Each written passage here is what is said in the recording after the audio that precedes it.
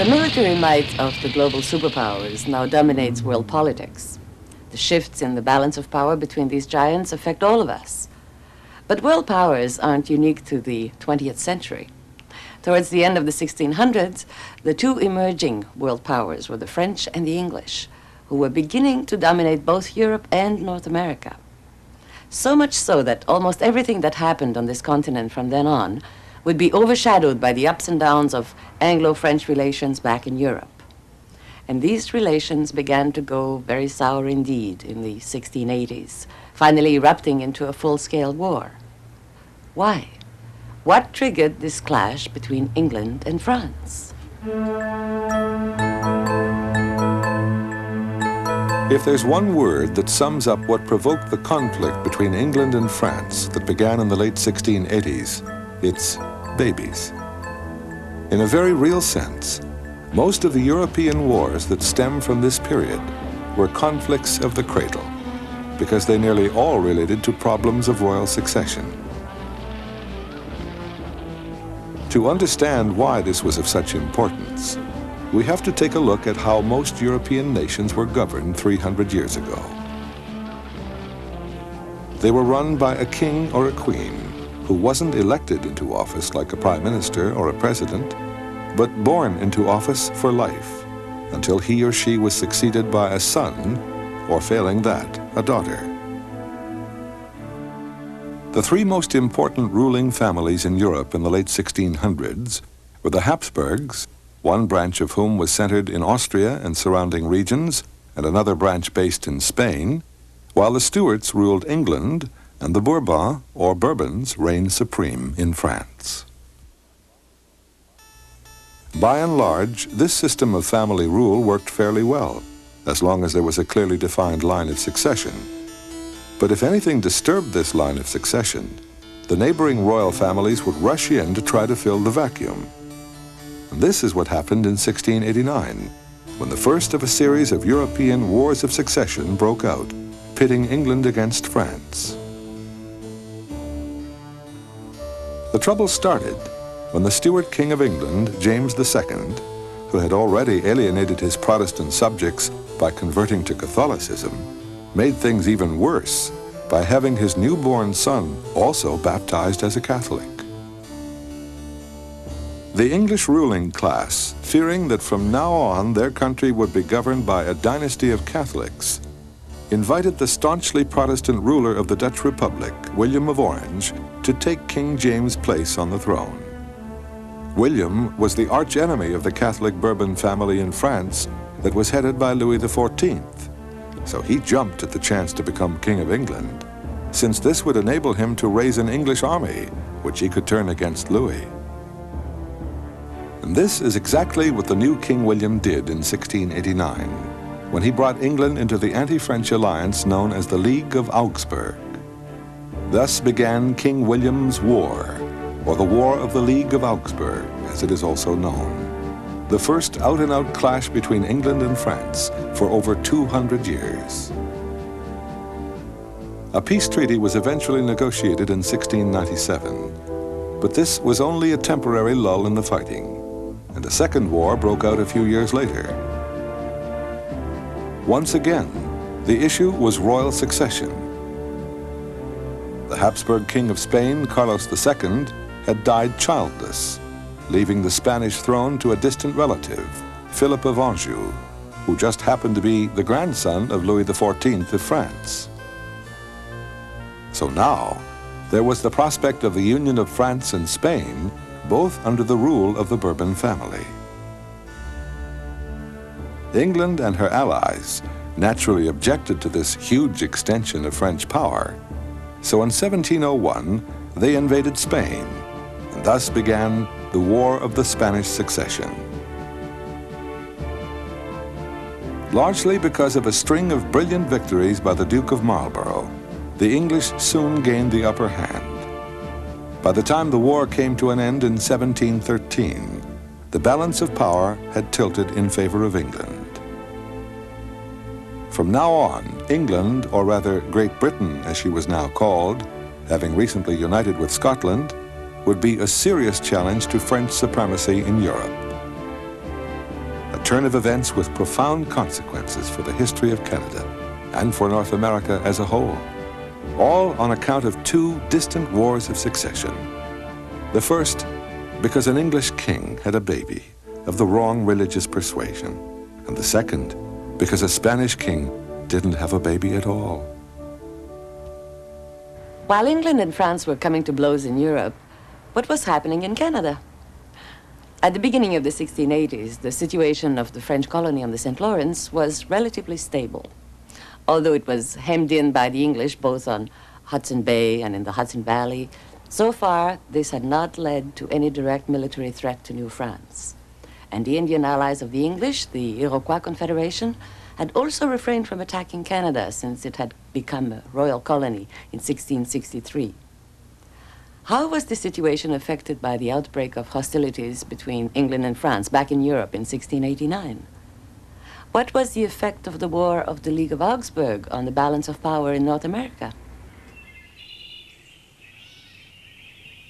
The effects of the War of the League of Augsburg on Canada were felt almost immediately.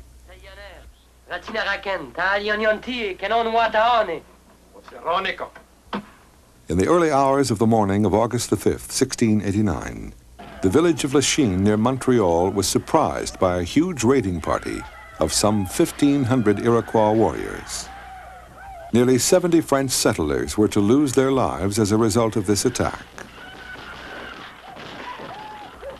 This was the first large-scale assault on Canada itself by the Iroquois since they had been subdued by the Carignan-Sallières Regiment in the 1660s.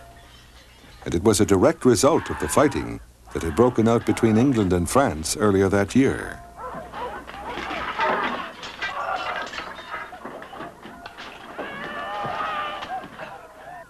As long as the English and the French had been at peace in Europe, the English colonists in the Hudson Valley region, now known as New York, hadn't dared give any overt encouragement to Iroquois attacks on New France. But as soon as England and France were formally at war, the New Yorkers were able to give their wholehearted support to the raid on Lachine. Tell them I have here a message. For their part, the French settlers could now be equally wholehearted in getting their revenge on the English. Although the English population of North America then totaled over 250,000 people, as compared with about 12,000 in New France, the French had the advantage of being united, whereas the English were split into 10 quite separate colonies.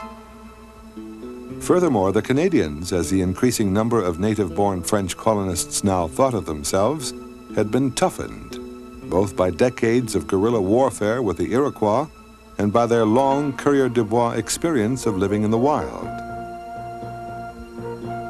So in 1690, when several small bands of ferocious Canadians and Algonquians carried out a series of lightning commando raids on border settlements in New York and New England, the comparatively docile English colonists were no match for them.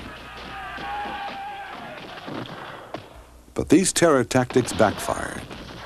Instead of discouraging the English from attacking Canada, they had the opposite effect. The English colonies were now finally convinced that they had to form a united front. So they pooled their resources to put together a fleet of ships which set sail from Boston Harbor bent on capturing Quebec. However, by this time, New France's military resources consisted of a lot more than a few squads of guerrilla fighters. The colony was now run by the French Ministry of the Navy. In order to defend it against the Iroquois, France had recently sent in the Marines, a total of nearly 2,000 regular soldiers, known as Les Troupes de la Marine. When the English fleet arrived at Quebec and dispatched an envoy demanding its surrender, Governor Frontenac, bolstered by his reinforcements of Marines, declared, "Tell your general that I shall reply to him through the mouth of my cannons." And indeed, the English got nowhere in their attempts to take Quebec and eventually had to give up and go home.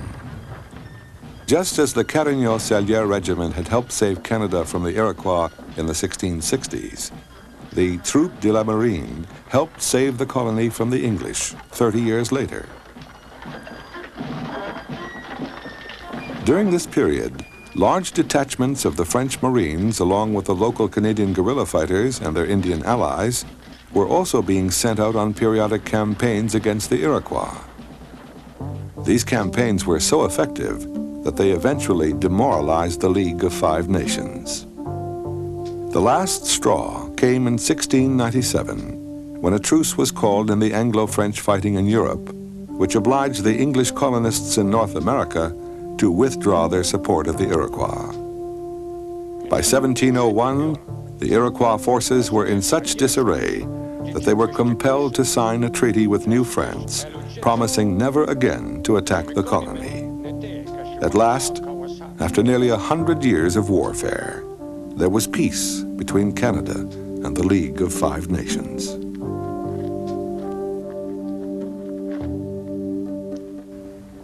The War of the League of Augsburg served to bring to the boil all the animosity that had been simmering for so long between Canada and her English rivals to the south. But by the time a temporary peace had been declared between England and France in 1697, Canada seemed to be in a stronger position than before the war. The English had failed to take Quebec, and the Iroquois had at last been quelled. However, New France now consisted of a lot more than Canada itself.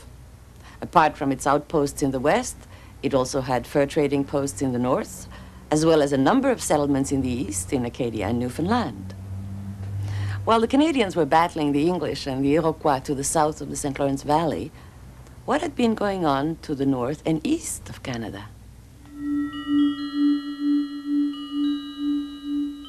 As far as New France was concerned, the northern reaches of its territory extended all the way up to Hudson Bay. And when the English formed the Hudson's Bay Company in 1670, the French immediately challenged their rights to this vast region. But by the 1680s, the Hudson's Bay Company had developed to the point where it was operating a chain of fur trading forts or factories, all built at the mouths of rivers which emptied into the bay. Even before France and England were officially at war in 1689, the French colonists on the St. Lawrence had started sending raiding parties, either up the Ottawa River or via the Hudson Strait, to storm these company forts. And these attacks only intensified after the outbreak of the War of the League of Augsburg back in Europe, with the Hudson Bay trading posts repeatedly changing hands between the French and the English. One of the outstanding leaders of the Canadian raids was Pierre Le Moyne d'Iberville, who became known as the Scourge of the Bay.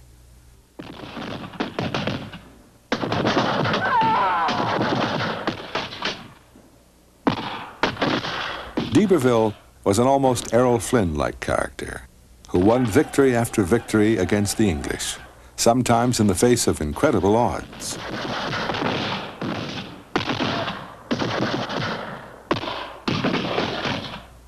Because of these successes, by the beginning of the 1700s, New France found itself in possession of all but one of the Hudson Bay Company forts. In between all his exploits on Hudson Bay, d'Iberville also somehow found time to help beat back the English on the Atlantic coast. The main concentration of French settlers in this region was in Acadia, where a number of farming communities totaling over 1,000 people had taken root. Their capital, which had originally been founded in 1605, was the same, Port Royal.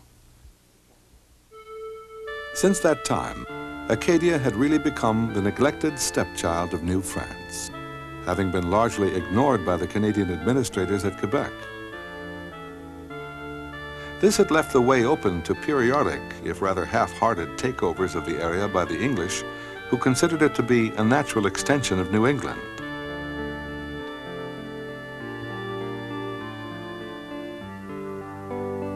In the 1620s, the Scots had even made a claim to the territory, which they failed to follow up, but which resulted in Acadia being known henceforth by the British as New Scotland, or Nova Scotia, complete with its own Scottish flag. But in 1696, d'Iberville was to put a stop to any further English encroachment on the region, when he drove all of their vessels out of the Bay of Fundy and extended French influence in Acadia down into what is now the state of Maine.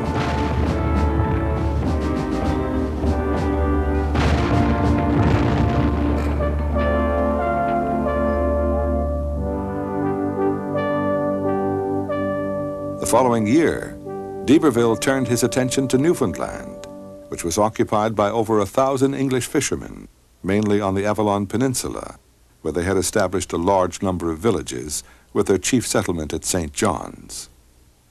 But France had also gained a toehold on Newfoundland, with the fortifying in the 1660s of a French fishing station at Placentia.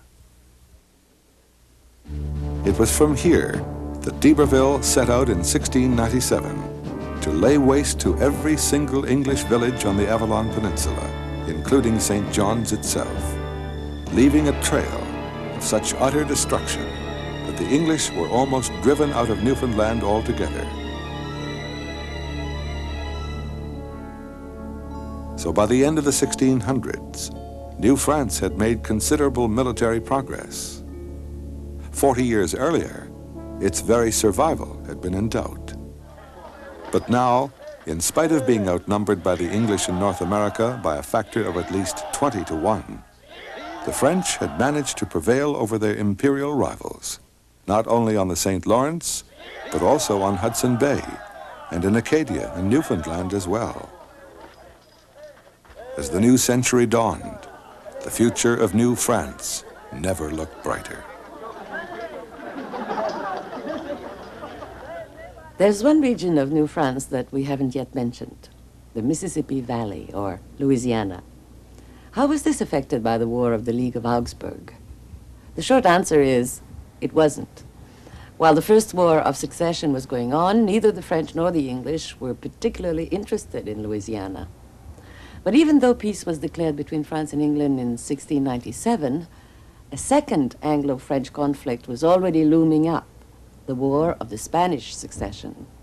And this war was to bring about a radical change in Louis XIV's perception of the western frontier of New France.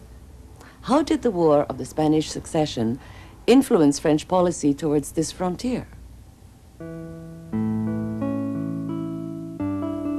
The key to understanding the impact of the War of the Spanish Succession on Louisiana is the word Spanish itself. Because in addition to a New England and a New France on this continent, there was also a New Spain. By the end of the 1600s, Spanish America was in fact far larger and more productive than either the English or French colonies in the New World. It extended all the way from where Chile is today through Peru and Mexico to California on the west coast and Florida on the east. And the one commodity the Spanish-American Empire was more productive of than anything else was silver. In addition to the great silver mines in Peru, the Mexican mountains were loaded with silver deposits, from which thousands of tons of the precious metal were transported back to Europe. It was this silver that was to be one of the main issues at stake in the War of the Spanish Succession. For whoever inherited the Spanish throne would also inherit the wealth of New Spain. But the English colonies were dangerously close, just the other side of the Appalachians.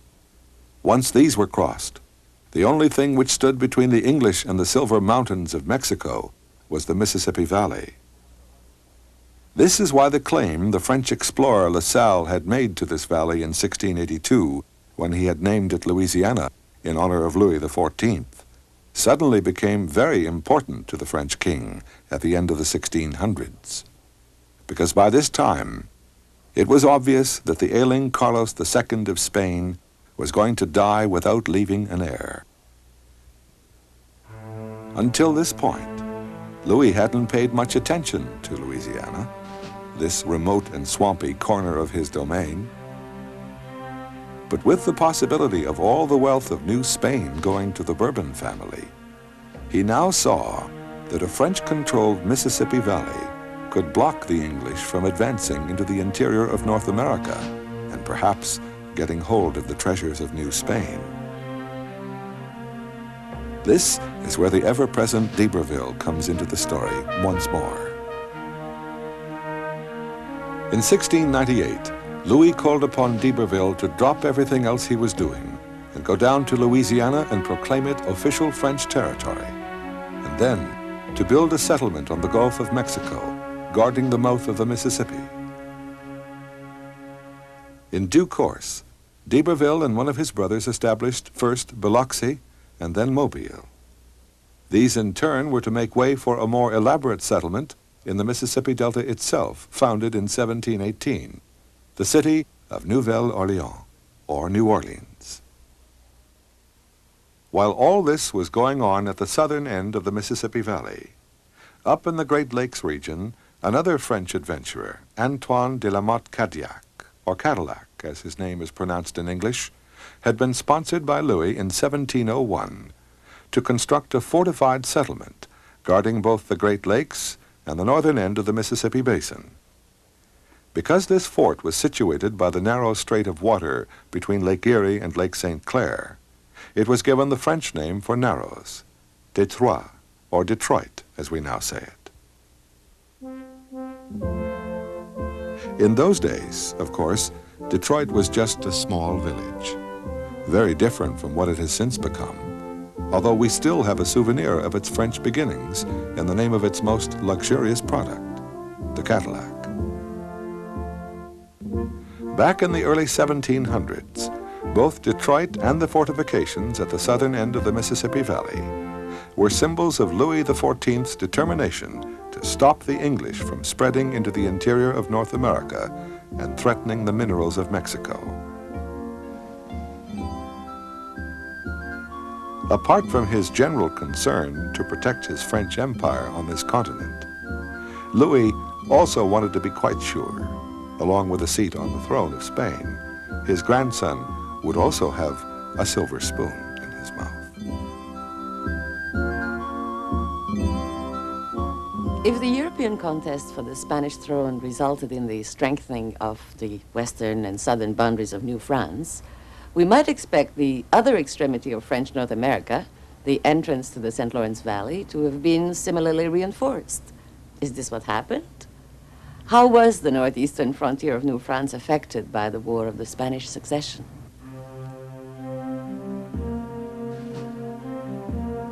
This is the fortress of Louisbourg, part of one of the world's largest historical reconstructions, situated on Cape Breton Island, or Ile Royale.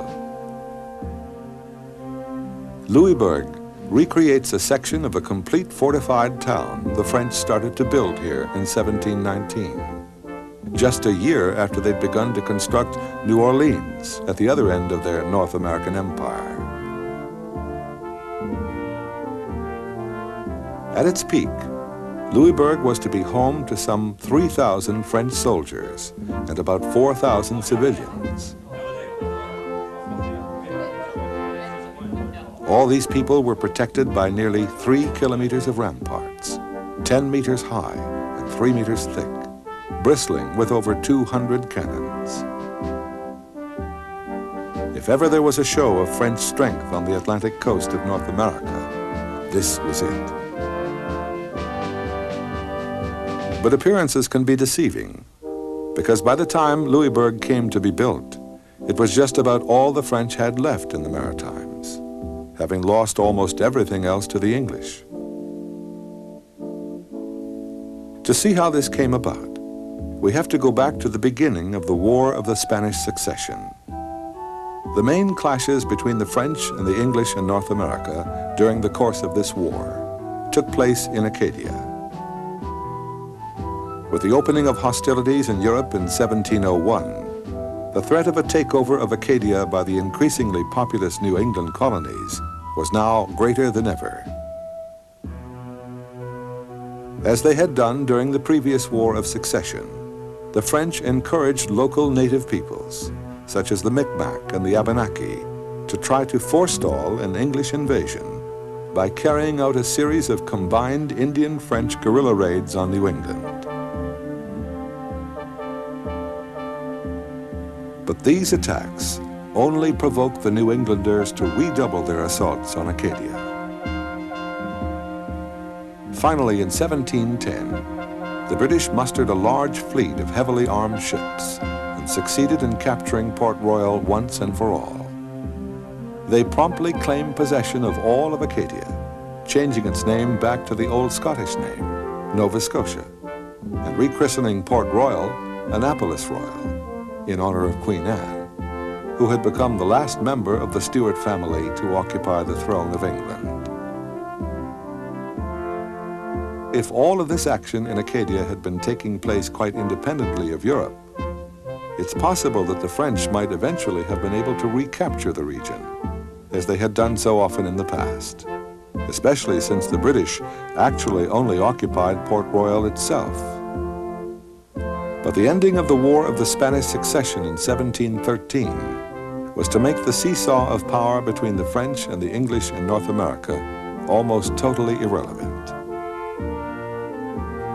Back in Europe, England had emerged from the war in a stronger position than France, and at the peace treaty of Utrecht in the Netherlands, the French had to do some hard bargaining when it came to settling the family squabbles centering on the Spanish throne. In order to persuade the English Stuarts to allow the French Bourbons rather than the Austrian Habsburgs to inherit Spain, Louis XIV had to offer something pretty substantial in return. So he decided to sacrifice parts of his North American empire by agreeing that all the territories where New France had gained the upper hand over the English during the First War of Succession, namely the Acadian Peninsula, Newfoundland, and Hudson Bay, would now be recognized as belonging to English North America. All France would end up keeping in the area we call the Maritimes would be the section of Acadia, now known as New Brunswick, Ile Saint-Jean, or Prince Edward Island, and Ile Royale, or Cape Breton, which accounts for the location of Louisbourg on one of the few remaining fragments of French real estate in the Maritimes. The last desperate attempt by France to protect the eastern flank of her North American empire from the English. All the heroics of d'Iberville and company had come to naught. Every one of the territories they had won from the English had now been traded in for a throne in Spain, mere bargaining chips in a massive European game of unhappy families.